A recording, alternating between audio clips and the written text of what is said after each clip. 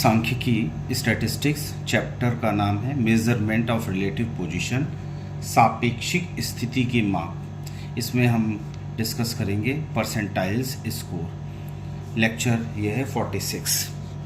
प्रतिशतांक मान, percentile score प्रतिशतांक मान। तो प्रतिशतांक मान के बारे में बताते हैं कि प्रतिशतांक मान वह मापन बिंदु है जिसके नीचे दिए गए प्राप्तांकों के प्रतिशत होते हैं। इसको स्पष्ट करते हुए गिलफर्ड ने लिखा है, या गिलफर्ड ने परिभाषा दी है, प्रतिशतांक दिए हुए प्राप्तांकों के पैमाने पर वह मूल्य होता है जिसके नीचे किसी भी प्रतिशत में केसेस दिए हुए होते हैं।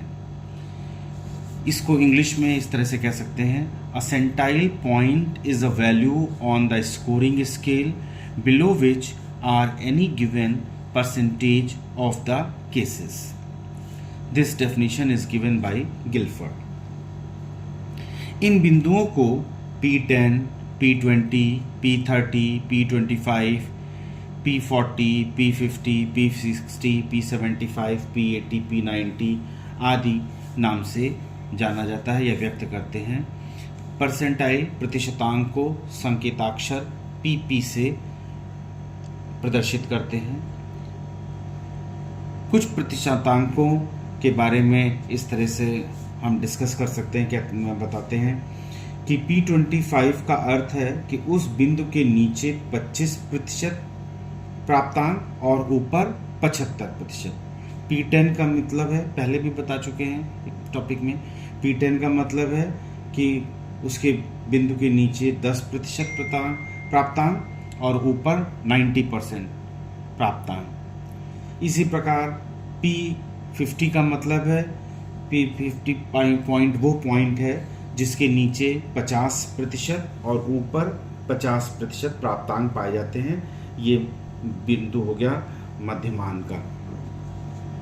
इस प्रकार प्रतिशतांक वे प्राप्तांक हैं जिसके नीचे प्राप्तांकों का एक दिया गया प्रतिशत स्थित होता है।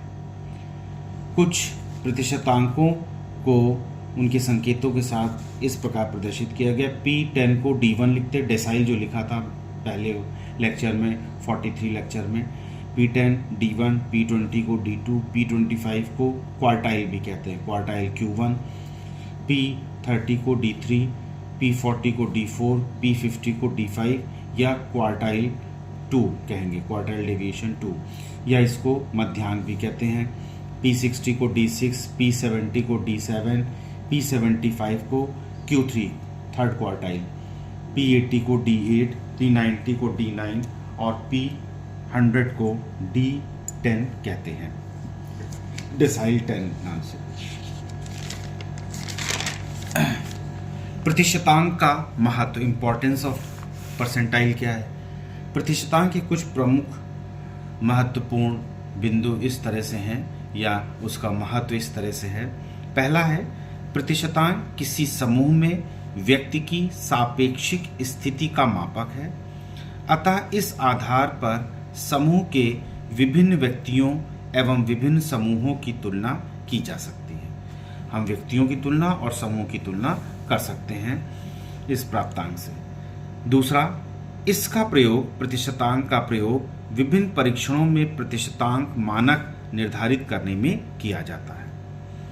तीसरा प्रयोग है, इसका प्रयोग केंद्रीय प्रवृत्ति के माप के रूप में भी किया जाता है, जैसे मध्यांक 50वां प्रतिशतांक है।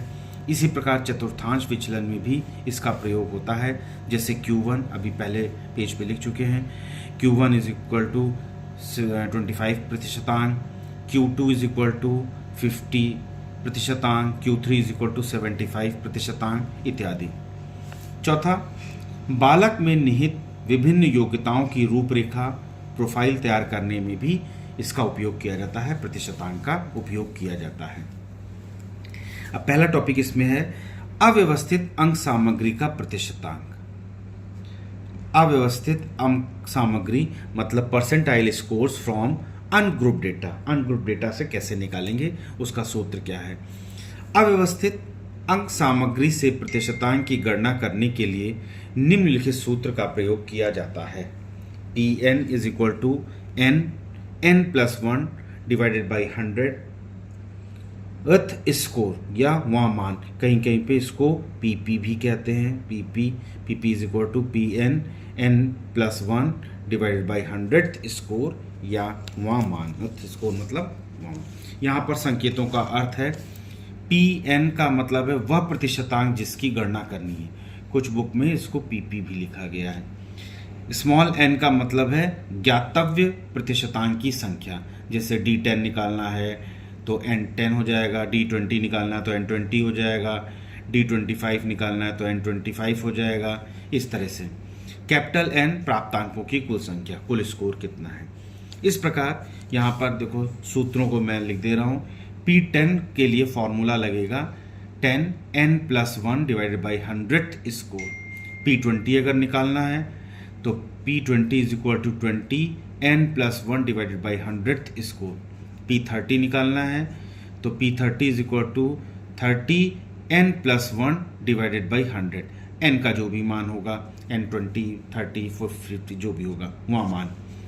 अभी एक एग्जाम्पल लेंगे नेक्स्ट लेक्चर में तो वहाँ पे क्लियर कर देंगे। P40 is equal to 40n+1 divided by 100 वहाँ मान।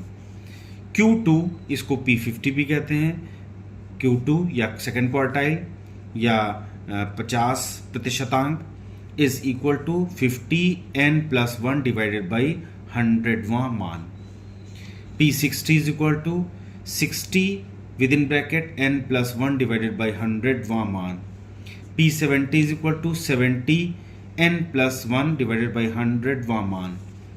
P80 is equal to 80n+1 divided by 100 वहाँ मान।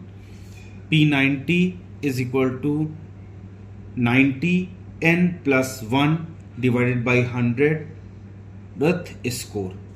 इसी तरह से सारे हम निकाल लेते हैं, और भी बीच के भी अगर कुछ निकालने होंगे तो इसी प्रकार से निकाल लेंगे। इस प्रकार किसी भी प्रतिशतांक मान की गणना की जा सकती है।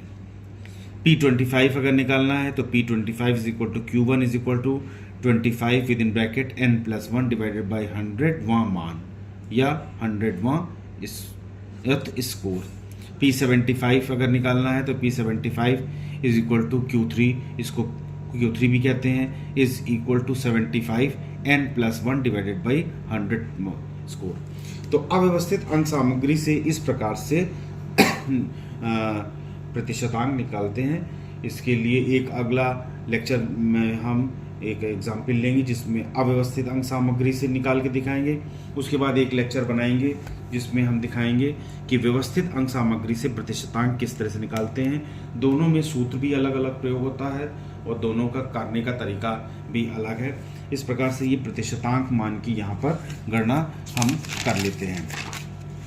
यहाँ पर ये ध्यान देने योग्य बात है कि प्रतिशतांक के लिए हमने जो बताया कि प्रतिशतांक दिए हुए प्राप्तांकों के पैमाने पर वह मूल्य होता है जिसके नीचे किसी भी प्रतिशत में केसेस दिए होते हैं। उसके नीचे और उसके ऊपर, नीचे कितने केसेस हैं, ऊपर कितने केसेस हैं, ये इससे पता चलता है।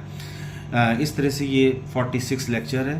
Please subscribe the channel, press the bell icon, और जो लोग इस चैनल पर नए हैं वो कृपया बेल आइकन को प्रेस कर दें और चैनल को सब्सक्राइब भी कर दें, और जिससे कि उनको जो भी वीडियो अपलोड होगा नया नोटिफिकेशन उनको प्राप्त हो जाएगा। और कृपया वीडियो को शेयर भी करें जिससे कि और लोग भी इससे फ़ायदा उठा सकते हैं, उठाएं। यहाँ पर इस समय स्टैटिस्टिक्स के हम सारे लेक्चर्स लिख रहे हैं, बना रहे हैं। उसके बाद एजुकेशन के कवर करेंगे कि कौन कौन से इम्पोर्टेंट पॉइंट हैं, टॉपिक हैं जो आगामी परीक्षाओं के लिए महत्वपूर्ण होंगे, उनके बारे में भी डिस्कस करेंगे। So please, thank you.